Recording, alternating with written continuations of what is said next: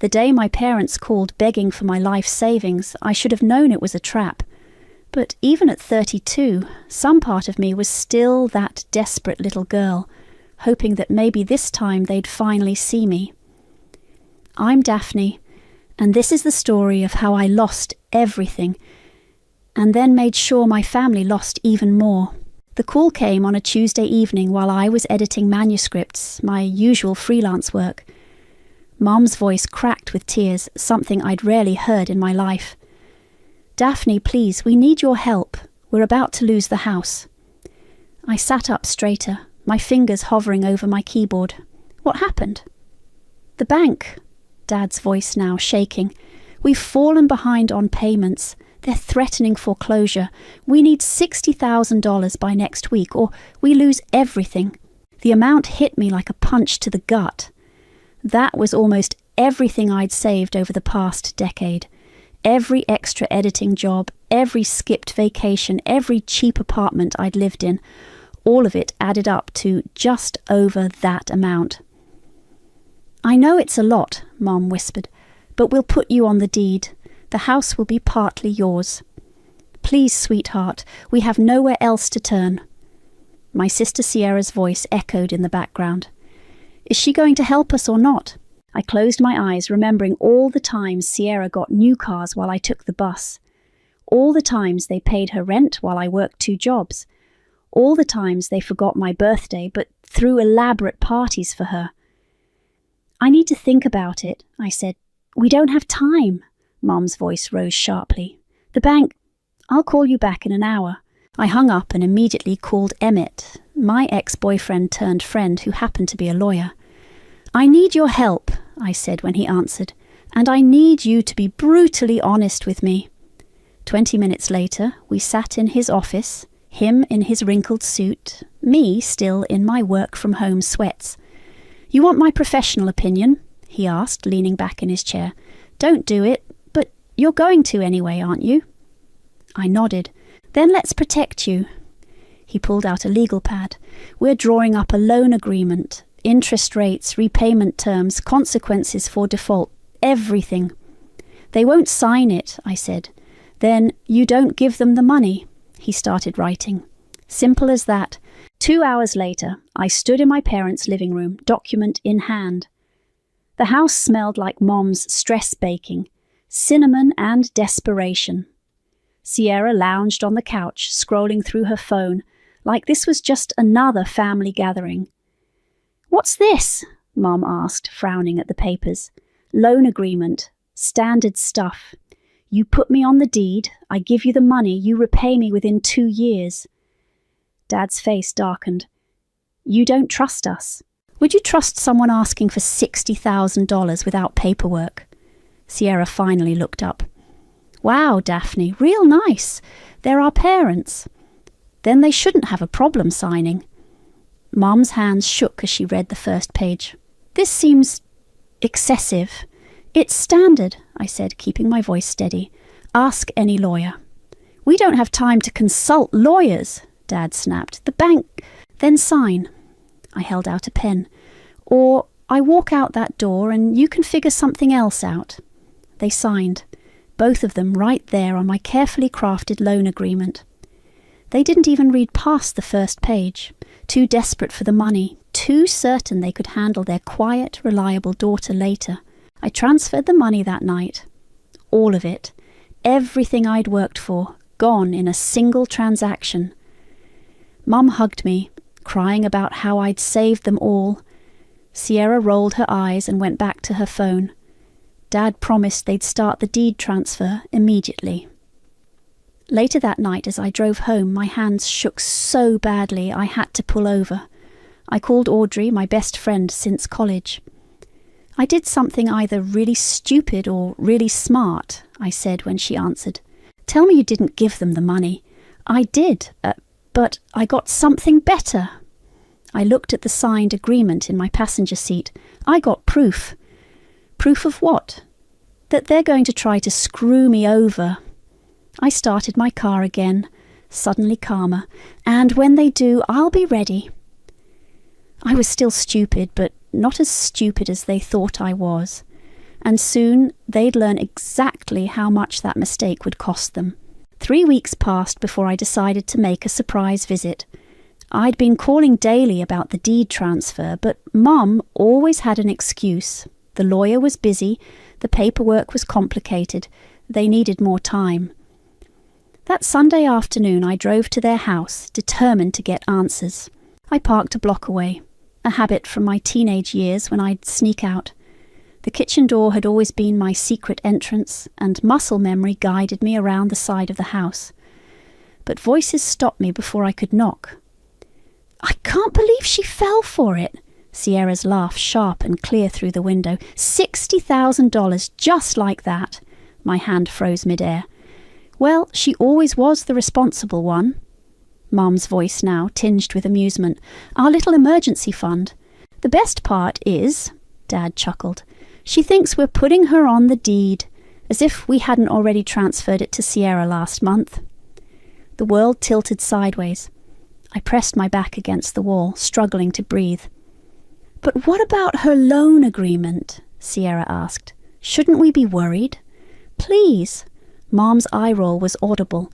"It's Daphne. She'd never take us to court. She's too desperate for our approval. Besides," Dad added, "we can always claim it was a gift. She's been giving us money her whole life. No judge would side with her." My fingers found the loan agreement in my purse. I always carried it with me, paranoid about them somehow destroying their copy. Now I knew why. "I still think we should be careful," Sierra said. "She's not as stupid as she looks. Sweetheart, I've been managing your sister's expectations her entire life.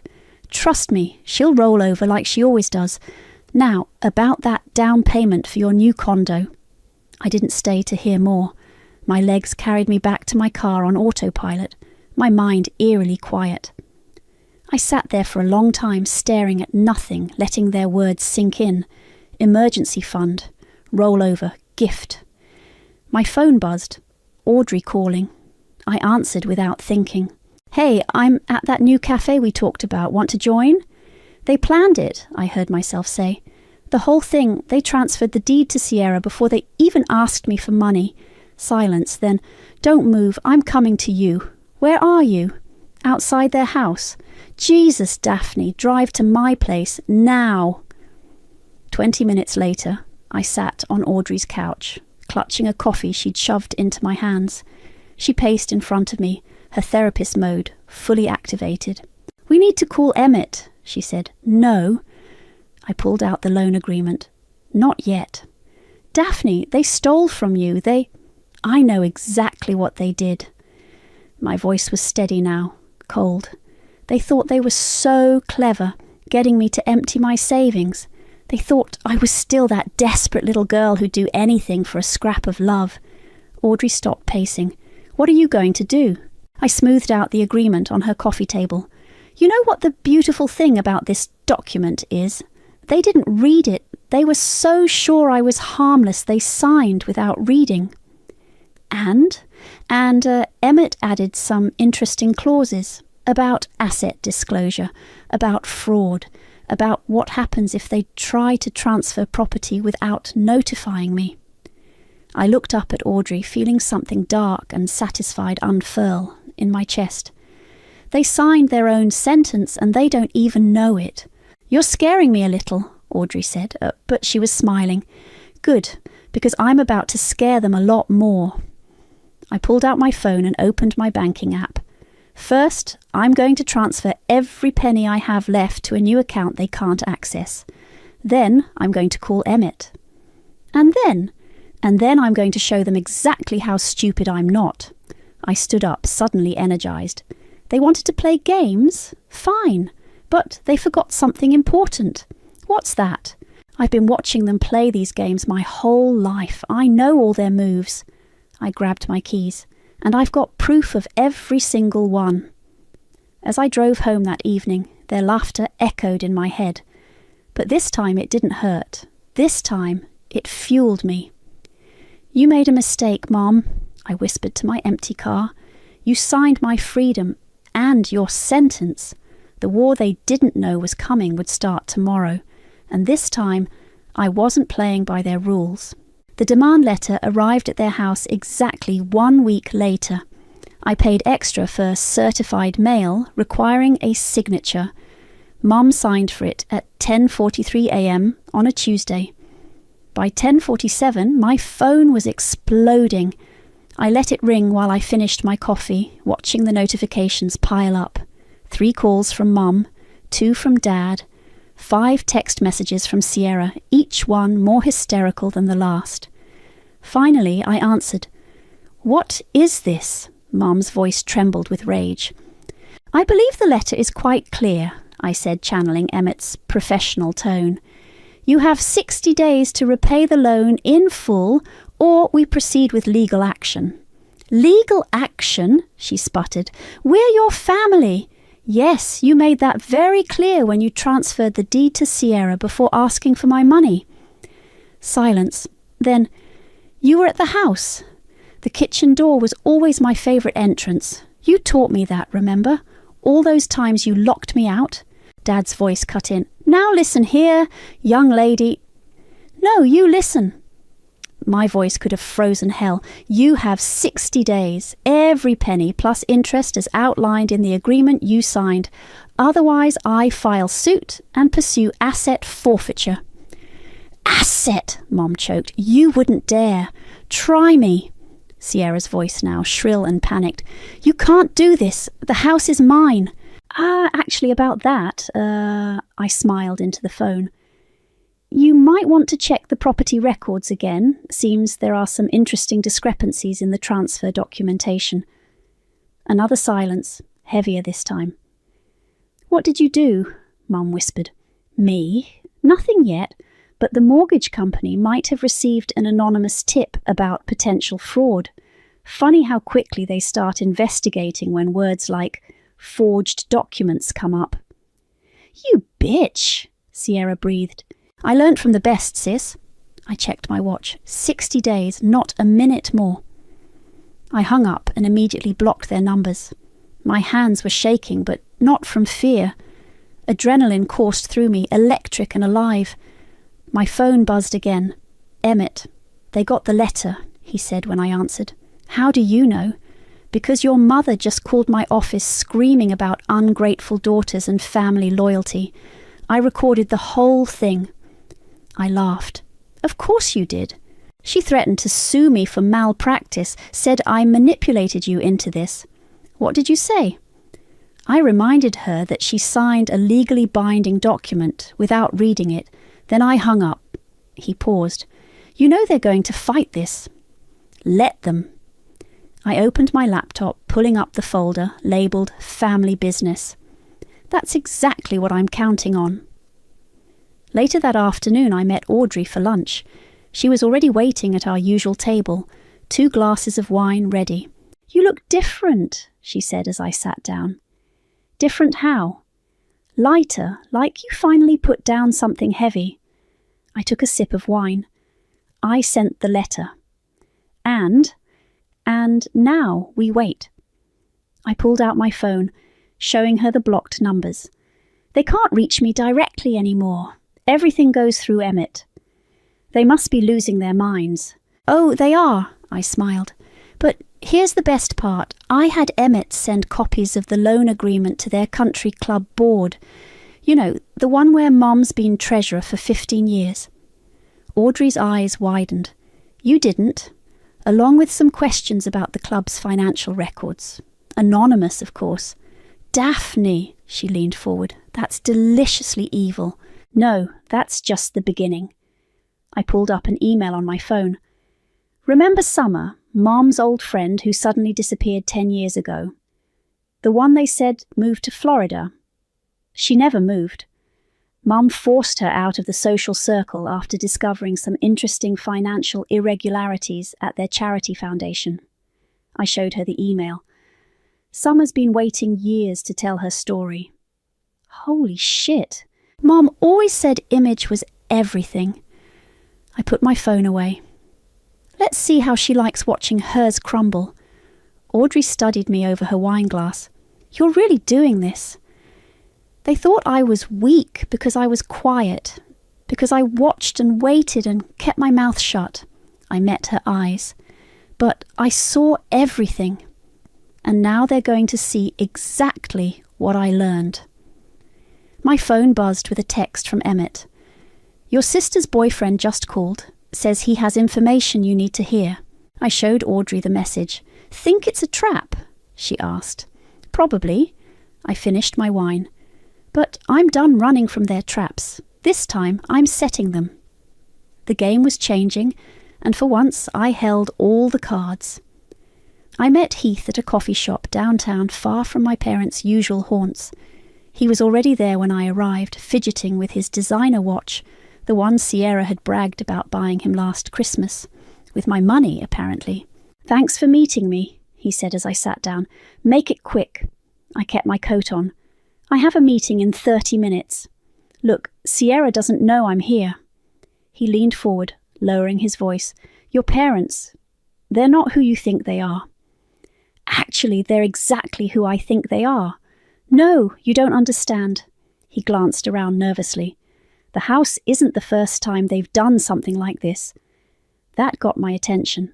Go on. Your mum's been running this scheme for years. She finds wealthy friends, gains their trust, becomes treasurer of their organizations, and then... He made a vanishing gesture with his hands. Like Summer. His eyes widened. You know about Summer? I know enough. I pulled out my phone and hit record. Why don't you tell me more? An hour later, I sat in Emmett's office playing back Heath's confession. Emmett's expression grew darker with each revelation. So your mother's been embezzling from multiple organizations, he said when the recording finished. And your father's been helping cover it up through his accounting firm. While Sierra plays the perfect daughter, distracting everyone with her charity work and social connections. I laughed bitterly. The perfect front. This is bigger than the loan now. Emmett started typing on his computer. We're talking serious fraud charges. Can we prove it? With Summer's testimony and Heath's information, he nodded. We can start pulling threads. These things leave paper trails. My phone buzzed. A text from Summer. Just got served with a cease and desist letter from your mother's lawyer. She's trying to shut me up. I showed Emmett the message. She's scared, he said. Good. Scared people make mistakes. That evening I drove past my parents' house. The country club's annual garden party was in full swing, their last-ditch attempt at maintaining appearances. Through the front windows I could see Mom holding court in her favourite blue dress, laughing with her society friends. But something was off. The crowd was thinner than usual. People were checking their phones, whispering in corners. The Foundation's financial records had started circulating that morning, courtesy of an anonymous email blast. My phone rang. An unknown number. Against my better judgment, I answered. Is this Daphne? A woman's voice, vaguely familiar. Who's asking? Margaret, from the garden committee. She lowered her voice. I saw the numbers, the missing funds from the Children's Hospital fundraiser. I think I know where they went. By midnight, I had 3 more calls like that. Former friends, business associates, people Mom had stepped on during her climb to social prominence. They all had stories. They all had proof. Audrey came over with wine and takeout, listening as I pieced it all together. Your mother's like a black widow, she said, spinning this web of lies and stealing from everyone who trusts her. And Sierra's following in her footsteps. I showed her the latest email, bank statements showing suspicious transfers from the youth centre where Sierra volunteered. The golden child learned well. What are you going to do with all this? Everything goes to the FBI's Financial Crimes Division. I closed my laptop, but first I want them to feel what's coming. The next morning, Mom's social media exploded with unfollows and angry comments. The country club board called an emergency meeting. Dad's biggest accounting clients started quietly taking their business elsewhere. Sierra called Emmett's office in tears. Tell her to stop, she begged. Tell her we'll pay back the money. It's too late for that, he replied. The truth doesn't stop just because you're ready to confess. That afternoon, Summer called me. Your mother just tried to bribe me, she said. Offered me double what she stole if I'll retract my statement. What did you say? I told her this isn't the first time they've stolen from you. My heart stopped. What do you mean? Oh, honey, Summer's voice softened. There's something you need to know about your college fund. The one that mysteriously disappeared right before your freshman year. I gripped the phone tighter. Tell me everything. The truth was worse than I imagined. But it was just the beginning. The house of cards was starting to fall, and my family was about to learn that karma has perfect aim. Sierra ambushed me outside my apartment on a rainy Thursday morning. She looked terrible, designer clothes wrinkled, makeup smeared, nothing like her usual perfect self. We need to talk, she said, blocking my path to my car. Everything goes through Emmett. Please. Her voice cracked. Mom and Dad, they're not well. Dad's blood pressure is through the roof. Mom can barely sleep. Guilty consciences will do that. They're our parents. She grabbed my arm. How can you be so cold? I yanked free. Funny how family matters now that you're all facing consequences. I know we hurt you. Hurt me? I laughed. You stole my college fund, made me work 3 jobs while you got a free ride. Then you helped them steal my savings and tried to forge my signature on property documents. She paled. How did you... Heath talks a lot when he's scared. I stepped closer. Tell me, did you forge the signature yourself or did Mom do it for you? It's not what you think. Really? Because I think you're only here because the walls are closing in. The country club's auditing their books. Dad's clients are leaving. Your precious reputation is in tatters. Tears spilled down her cheeks. They'll lose everything. They already lost me. They just never cared enough to notice. My phone buzzed. Emmett calling. Sierra grabbed my wrist as I reached for it. Wait, what if I could prove they're sorry? What if they agreed to pay everything back? I studied her face, the desperation, the calculation behind the tears. Same old Sierra, always working an angle. Show me your phone, I said suddenly. What? Your phone. Show me. She hesitated, then handed it over. I opened her recording app and found exactly what I expected, an active recording. Still Mum's perfect little spy, aren't you? I stopped the recording and emailed it to myself. Thanks for the evidence of attempted manipulation. Emmett will love this. You bitch! Her mask finally cracked. You think you're so smart, but you have no idea what's coming. Is that a threat? It's a promise. She stepped back, suddenly composed. You want to play hardball? Fine, but remember, I learned from the best. She stormed off to her Mercedes, leaving me shaking with adrenaline. I called Emmett immediately. Sierra just tried to set me up, I said when he answered. Recording the conversation, probably hoping I'd incriminate myself. Perfect timing, he replied. I was just about to call you. We found something interesting in the property records. What? The signature they forged. It wasn't just on the deed transfer. There are multiple documents with your fake signature, going back years.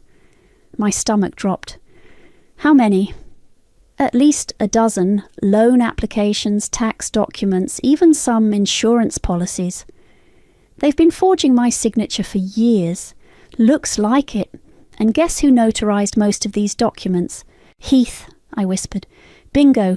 He's agreed to testify in exchange for immunity. I leaned against my car, letting the rain soak through my jacket. What else did he say? That's the interesting part.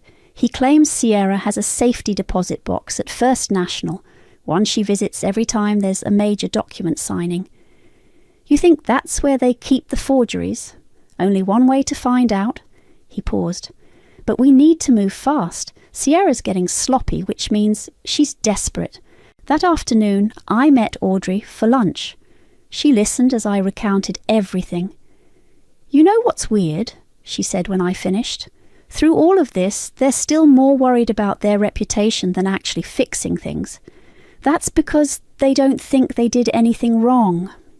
I stirred my untouched coffee.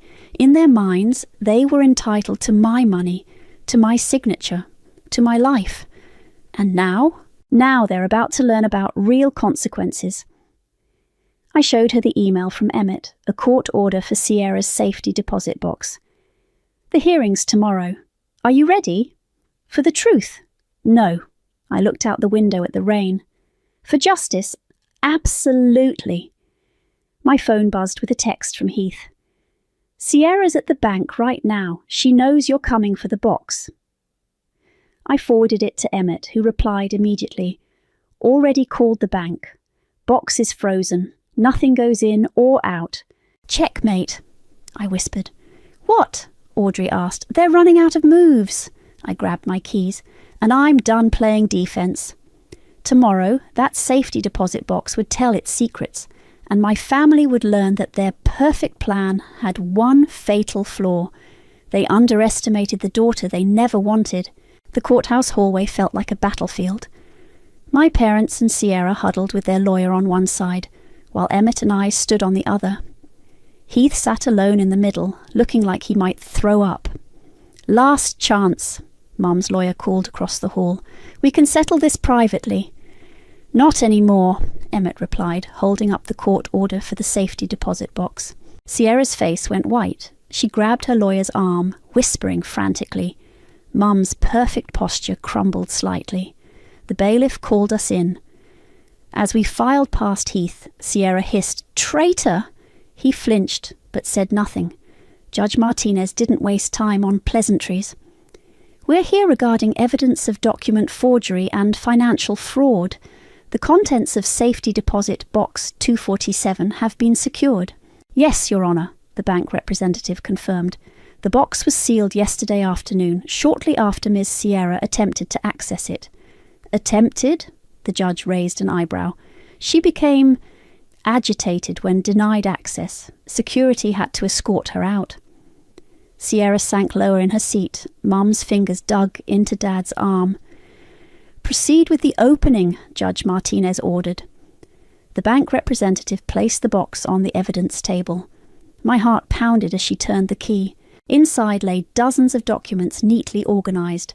The bank representative handed them to the court clerk, who began reading loan applications dating from 2015 to present, tax documents, property transfers, all bearing the signature of Daphne. Objection! Sierra's lawyer jumped up. These documents are private family matters. Which were subpoenaed legally, Emmett interrupted, and we have an expert witness ready to testify about the forgeries. Heath stood up shakily.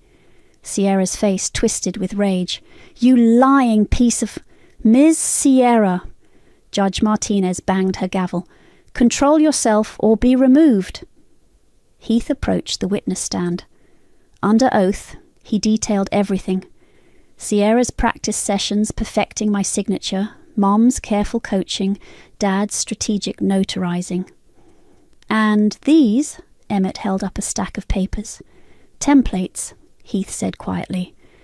They used them whenever they needed Daphne's signature on something new. Mom finally broke. We did it for the family. Everything was for the family. Mrs. Regina, the judge warned.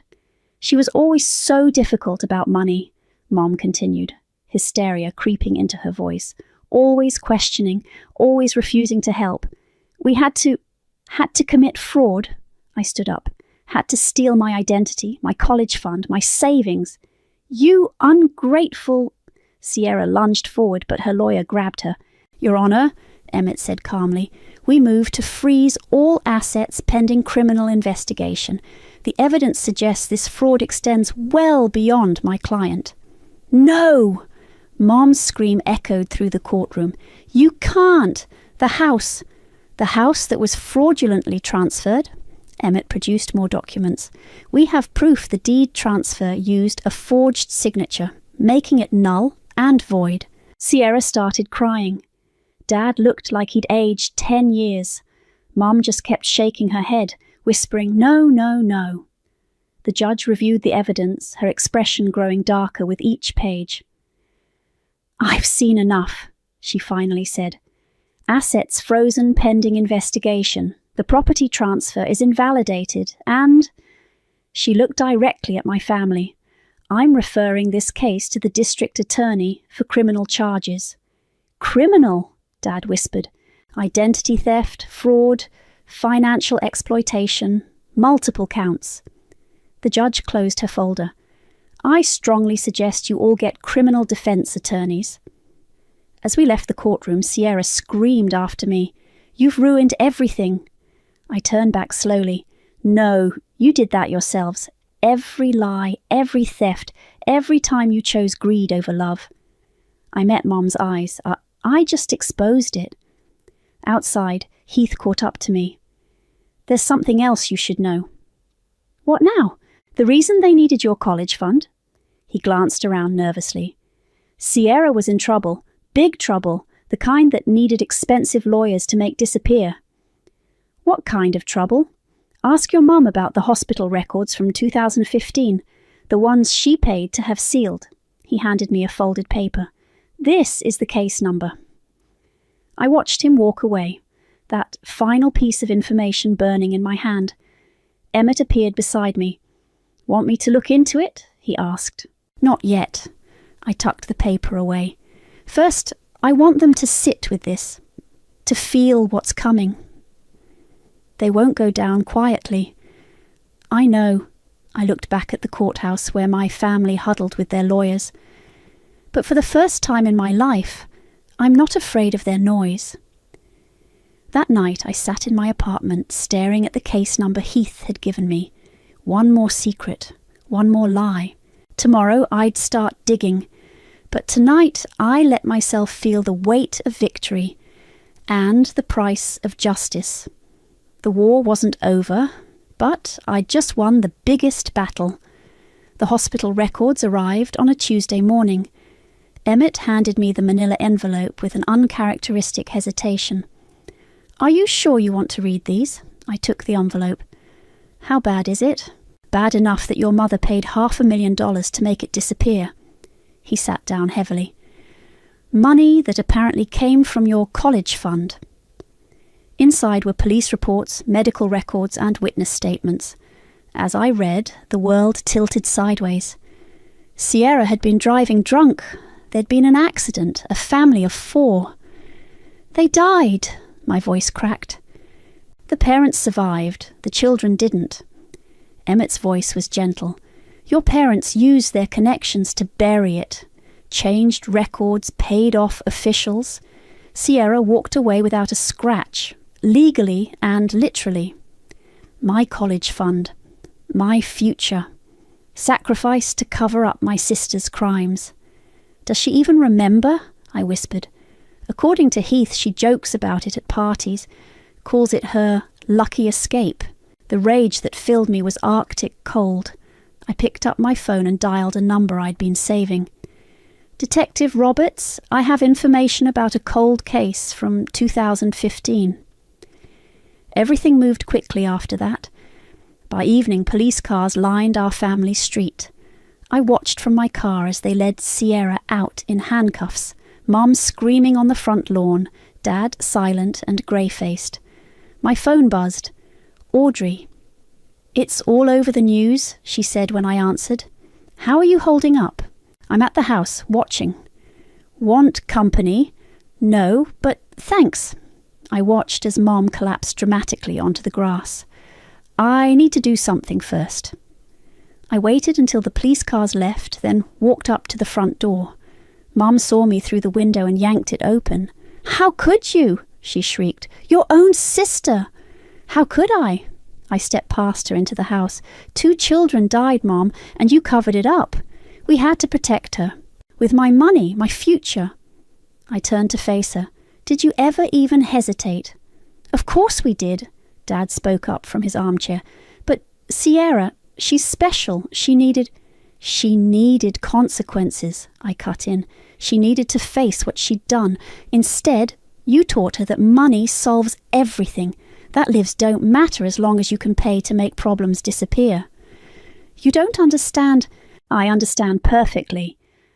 I pulled out my phone and played a recording. Sierra at a party, laughing about her lucky escape. Mum's face crumpled.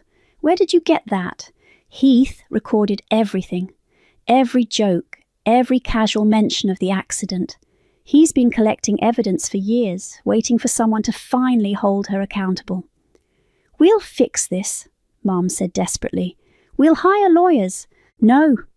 I walked to the family photos on the wall, dozens of Sierra, barely any of me. "You can't fix this with money anymore. The DA has everything, the original accident reports, the falsified records, the bribes. It's over." "What do you want?" Dad asked quietly. "I want you to sit in this empty house and think about every choice you made, every time you chose Sierra over justice, every time you used my money to cover her crimes." I turned to leave. "The house is mine now, legally. You have 48 hours to move out."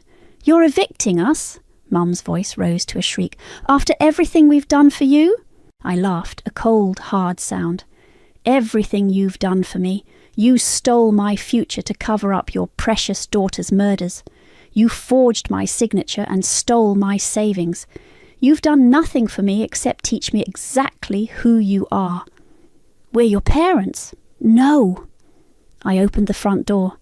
"You're just people who had a daughter they never wanted and another they never controlled.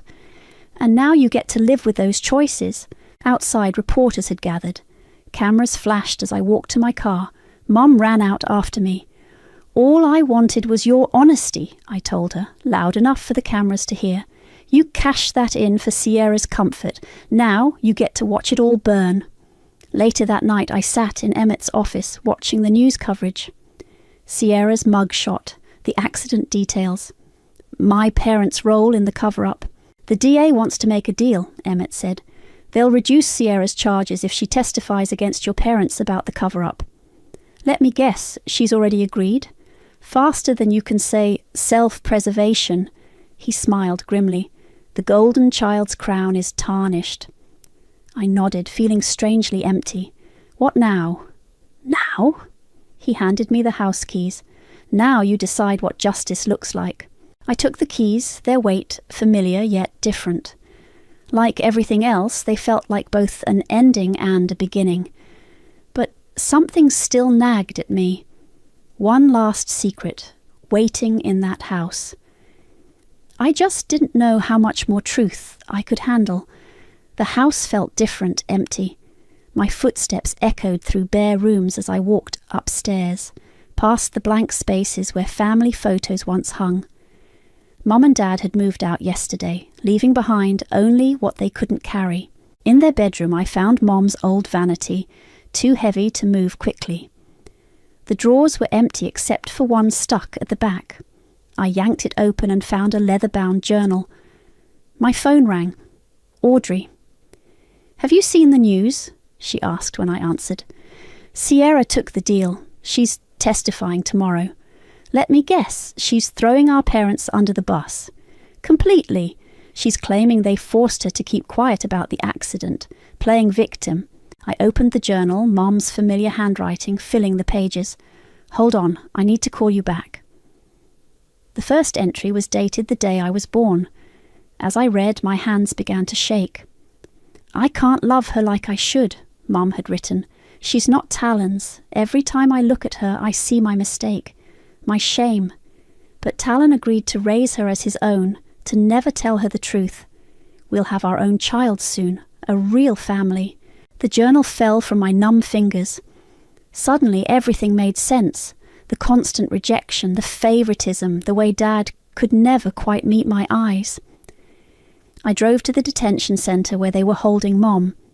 She looked small in the orange jumpsuit, her carefully maintained image stripped away. "I found your journal," I said through the visiting room glass. She closed her eyes.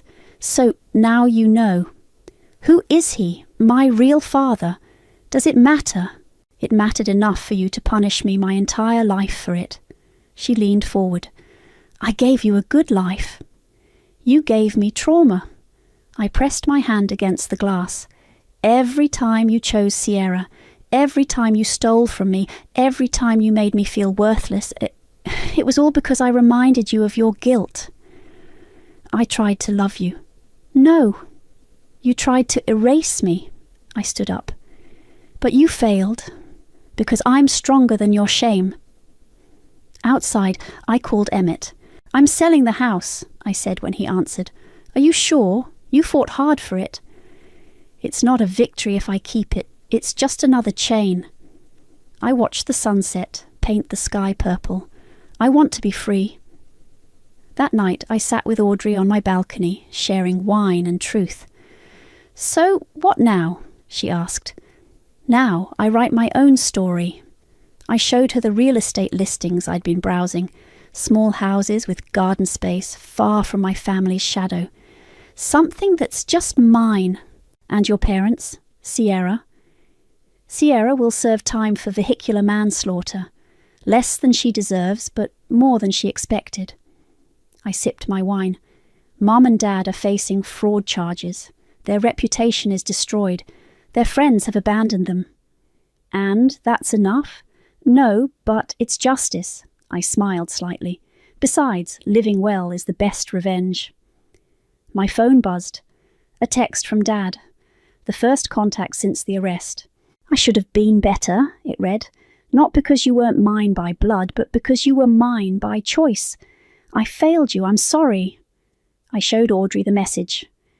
"Are you going to respond?" she asked. "No." I deleted it. Some bridges need to stay burned. The next morning I met with a real estate agent at the house.